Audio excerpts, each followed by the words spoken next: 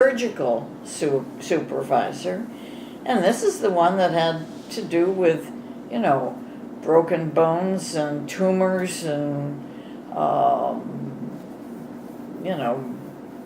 all kinds of stuff of that sort. And then there was a pediatric supervisor, and she, of course, was in charge of anything that had to do with children.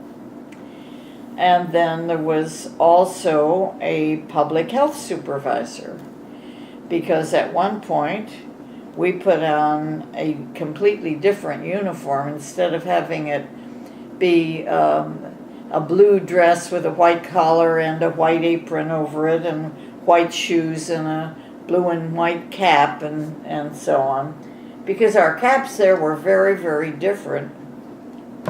Anyway,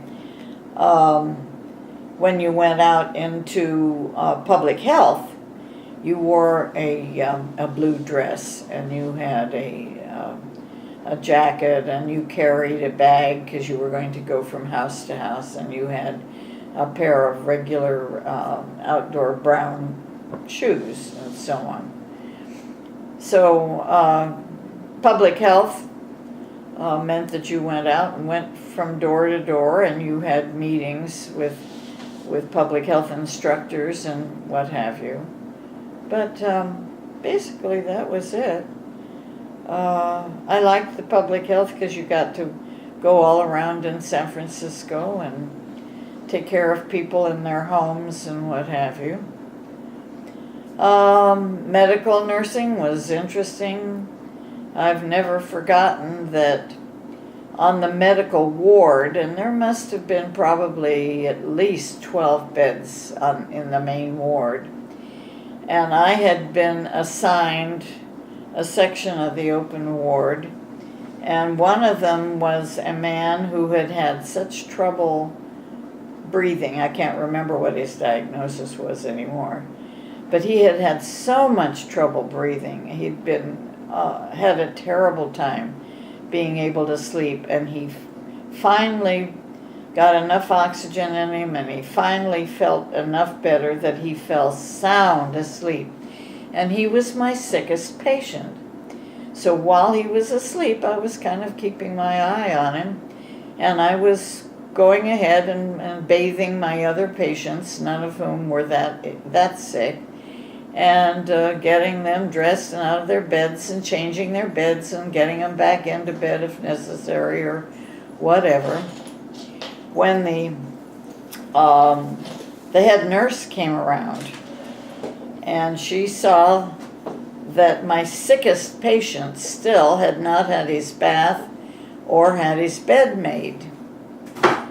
And when he woke shortly after that, then I went in quickly, I gave him a bed bath, I got him all settled, and so on. Finn went in to finish my charting, and as soon as I had finished my charting, she practically grabbed me by the hair and dragged me out of the ward and said, "What do you mean leaving your sickest patient until last?" And she insisted that I come with her, and we went into the medical supervisor's office. And she said, "Do you know what she did? She blah, blah, blah. She took care of all the patients that she had that weren't very sick, and she left her sickest patient to the very end." And so what the supervisor said was, "Why did you do that?" And I said he'd been having so much difficulty breathing, and he was so exhausted, and when the oxygen level finally kicked in and he put his head back and he was sleeping, I watched carefully to make sure that he was breathing well, and I kept an eye on him the whole time I was doing the others, and I said, "But he needed that sleep badly."